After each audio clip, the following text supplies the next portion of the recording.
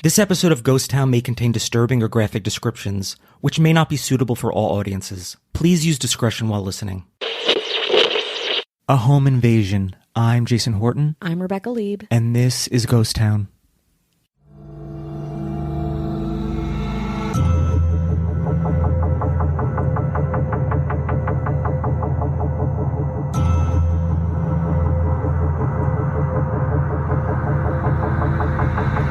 On April 4th, 1922, the bodies of the Gruber family and their maid, Maria Baumgartner, were found brutally murdered on the Hinterkaifeck farm, sparking a chilling investigation leading to one of the most notorious cold cases in world history. It's a case 100 years of scrutiny still can't really solve, and involves ghosts, stalkers, conspiracy, and love triangles, all on a beautiful Bavarian farmscape. Today we're talking about one of Germany's eeriest and most famous unsolved crimes, the Hinterkaifeck Murders. Located near the woods outside of the town of Grobern, about an hour's drive from Munich, was a farm called Hinterkaifeck, a remote but picturesque Bavarian farmstead built around 1863. The owners of Hinterkaifeck were the Gruber family. It was 1922, and Bavaria, the founding region of the future Nazi Party, would grow the area exponentially as the Weimar Republic weakened and Germany's economic and political problems escalated. But that would come later. The patriarch and matriarch of the Gruber family was 63-year-old Andreas and his 72-year-old wife, Kazilia.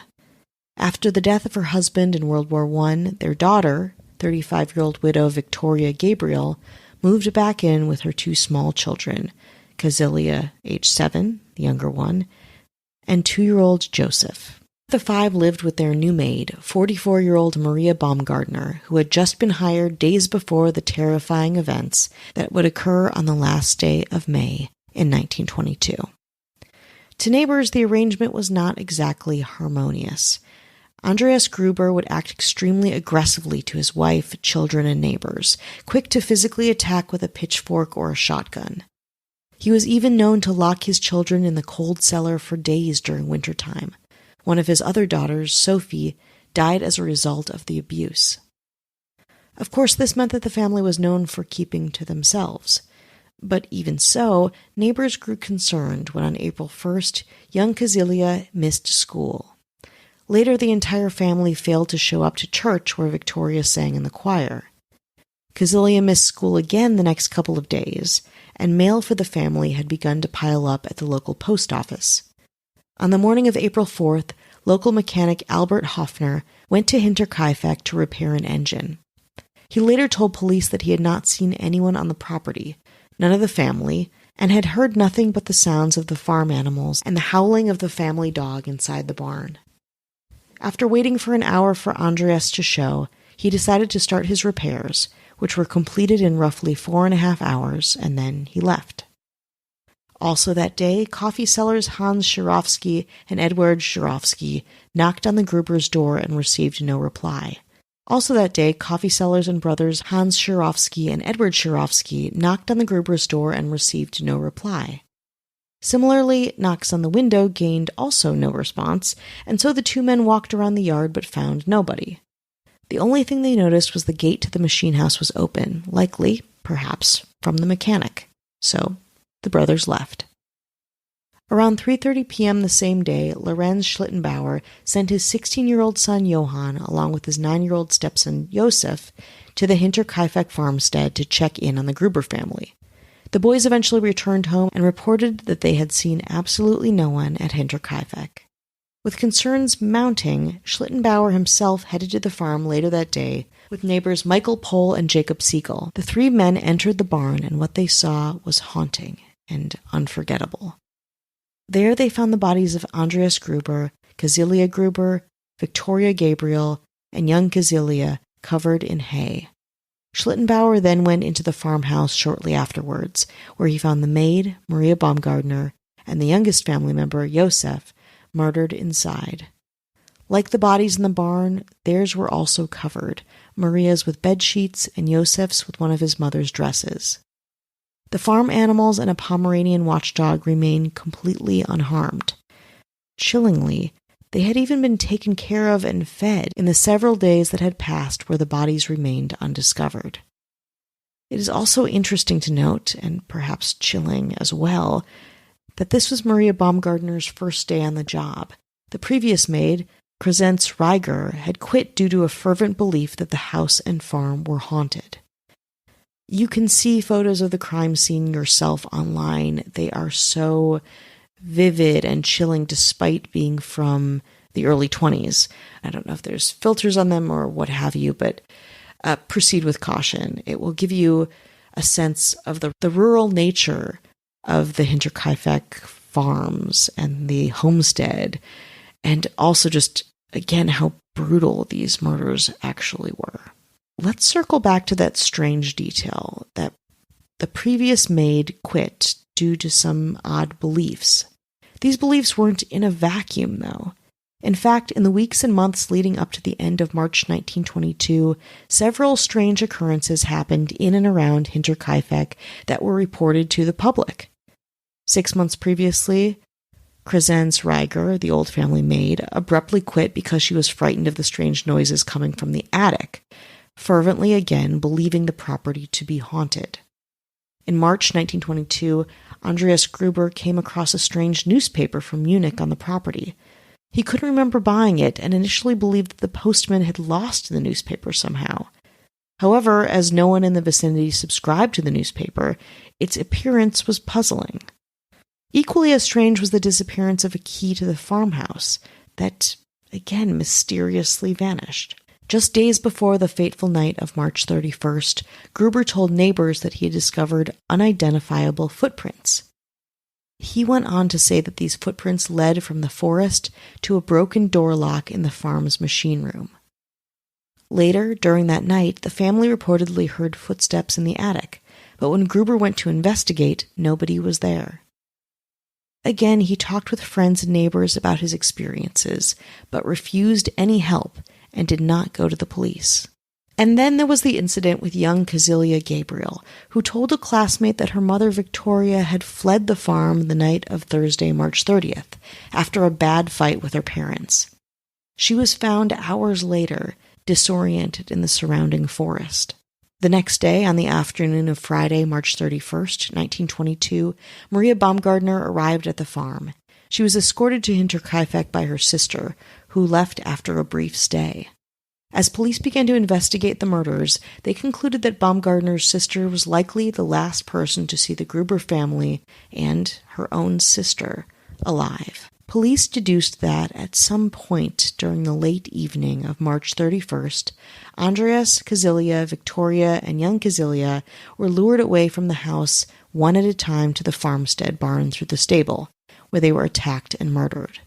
The killer, or killers, had used a mattock, a kind of small pickaxe that belonged to the family farm, to kill them all, inflicting debilitating blows to each of the family members' heads. The perpetrator then took the mattock to the Gruber house, killing a sleeping Josef in his bassinet, as well as Baumgartner, who was found in her own bedroom. All of the bodies would be undiscovered until Schlittenbauer's party found them 4 days later. Inspector Georg Weingruber and his department investigated the killings, though initial discoveries and processing were hampered by the number of people who had interacted with the crime scene, moving bodies and items around, and even cooking and eating meals in the kitchen. The reports from the family's autopsies, conducted by court physician Dr. Johann Baptist M. Mueller, was horrifying. Casilia showed signs of strangulation and endured 7 blows to the head, cracking her skull. The face of her husband, Andreas, was caked with blood, his cheekbones shattered and protruding from his skull. Victoria's skull was also smashed, her head showing 9 star-shaped wounds, and the right side of her face was hit with a blunt object. The younger Casilia's lower jaw had been shattered, and her face and neck were found covered in gaping circular wounds. While the elder Casilia, Andreas, and Victoria likely died instantly from their attacks, the younger Casilia likely remained alive and in shock for several hours after hers. The autopsy showed that she had even, somewhat inexplicably, ripped her own hair out in clumps. Initial suspects included vagrants or other traveling men come to the farm to burglarize it, but that theory weakened after large sums of money were found within the house. Besides the covering of the bodies, nothing had been disturbed, though again, incredibly chillingly, there was evidence that the killer, even before the cops went in and did their own kind of hanging out, remained at the farm for several days, feeding the animals, eating meals, and lighting fires in the fireplace. When the police questioned the former maid, Chrysanthemum Riger, about her belief that the property was haunted, she never wavered, saying that she constantly heard sounds in the attic and experienced an unsettling feeling of being watched. The old maid's belief that the house was haunted, the footsteps, the sounds, the smoking chimney in the days that followed the crime. Clearly, the Gruber's murderer had somehow been on or lived around the property, perhaps before, during, and after the deadly crimes. Per a report from the German site Allegamini, police at the time also failed to secure any fingerprints from the crime scene because they were clearly very negligent. The farmstead itself was also razed shortly after the murders, making it near impossible to find any usable DNA evidence from the crime scene, but we will get to that in a bit. Several men connected to the family began to form as suspects, mostly because of the level of chaos and conspiracy at the remote farm. The suspects, the theories, after the break. Hi, hello, how are you? Hello. How are you doing? How's it going out there? We are checking in with you. You know what this is. Yeah, you know. You don't know lie. as well as we do what Don't this lie. is. Don't be coy. We've Be like, all what? been here before. Oh, they stopped talking for a second. Oh. You know what's going on. Well, we want to say hello to anyone who's listening, supporting us, spreading the good word of Ghost Town. Thank you, thank you, thank you. So much down deep inside. I want to talk about our mayors. It's important. Yeah, they're political figures, but do you know that they're salt of the earth? They work the farm. They do. They Oh, do. yeah. Safely and conscientiously. No bad, nefarious crimes happening with them because they are just simple farmers. This mayor is the one who coined the phrase farm to table. That's how farm they are. All tables and farms. You're going to find this hard to believe. I don't know much about farms or farming, but Wow. These mayors do. And farm to table has been coined by Marissa Rothermel. Hello. This mayor knows how to do one thing and one thing only: to work that mulch. He's a mulcher. He's a mulch man. He's a mulch. He's a mulchman. I guess. Mulchman. Mm-hmm. Well, working that mulch. Mm-hmm. The only way they know how is Matthew Clemens Leray. Hello. This mayor tills. I don't know The what soil? Yeah, they till the soil with the little rake. They make, you kind of you're mixing it up. You're getting it loose. Yeah, I don't know. they till the soil. They toil and they till. Till and toil. Well, if you want to know all about it, you're going to want to talk to Emma Hopkins. Hello. This mayor churns their own butter. Some supermarket butter? No, thank you. They churn their own butter like it's Amish country. Mm-hmm. They work. Or the Renaissance Fair. Yeah. I mean, there's lots of places. Real Housewives of Salt Lake City, they did that as well. Yeah. You can churn butter wherever, but it is hard work. Well, the churn master general is Casey Weber. Hello. This mayor knows one thing and one thing only: fertilizer. It's important to know. Yeah. I mean, is fertilizer dangerous? It seems so. I feel like there's fertilizer that's like in like explosives. Yeah, and but stuff there's like organic fertilizer too. Yeah. But Make we would them- know about it, but this person might. Yeah. This person knows. It's like, yeah, I mean, like, is the Dow company like evil? Sure. Do they do Yeah. fertilizer? Probably. I don't know. I'll tell you who doesn't want to hear it but knows a lot about it is Kelly Meehan. Hello. You ever hear of John Deere? I have. You want to know who John Deere's heard of? Who? This mayor, the true inspiration for all John Deere riding mowers and the fleet John Deere of things. stuff. A lot of John Deere stuff out A there. lot of John Deere stuff. Mm-hmm. And the person who really, really is the brains behind the whole thing. John Deere's muse? Yeah. John Deere is essentially we are reaching.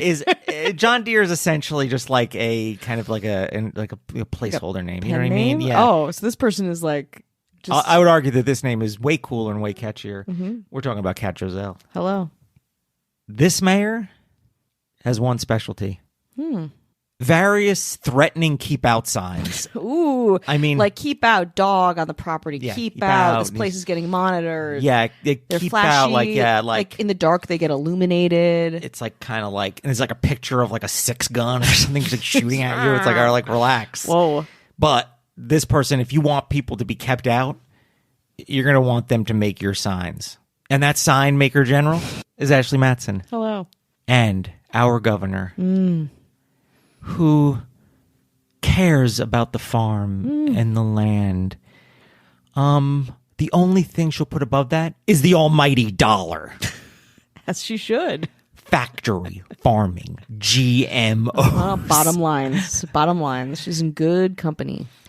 It's like Frankenstein food. Just put one. How do we make corn? Genetically, like anything with corn. Any season, just like tomatoes getting redder under a hot light.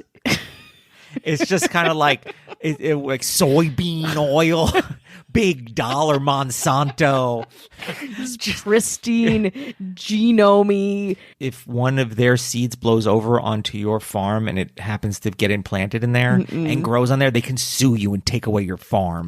I think that's something Monsanto does do, right? That's right. Yeah. They're like the little house of horrors. They're insane plants, and if there's even a glimmer of their plant in your plant, Forget it. Done. You're done. And one person who will absolutely decimate it with a big, just a concrete mixer and just dump it. I don't know. People are in the farm. Too bad. Yeah. They done. That is our governor, Avian Noble. If you want no ads, no chit chat, bonus episodes, just the good stuff, 7 days free, head on over to patreon.com/ghosttownpod. All right, you want to get back into it? Back to Bavaria. After Andreas Gruber, Kazilia Gruber, Victoria Gabriel, Victoria's children, Kazilia and Josef, and the maid, Maria Baumgartner, were found dead, police were confounded. So they looked at the family dynamics to see what they could find. And they found some things. First, with daughter Victoria. She was a widow whose husband had died in World War I, and up until that point and beyond, her ex's remains were unidentified. Police also realized that years ago she had been in a relationship with Lorenz Schlittenbauer, the very man who had discovered the bodies, and both had publicly referred to Josef as their child. They planned to get married until Andreas interfered, and their relationship sadly ended. Schlittenbauer eventually married someone else, and they had a child who unfortunately died in infancy. Naturally, Schlittenbauer, as a neighbor, was still close to the family and would have known the grounds and would have known the relationships happening at Hinterkaifeck. Because of this, police zeroed in on Schlittenbauer, who again lived just a few hundred yards from the Hinterkaifeck homestead. Police thought that, traumatized by the death of his baby and unwilling to pay child support for Josef, he'd come to the farm in a rage and murdered Victoria and her family.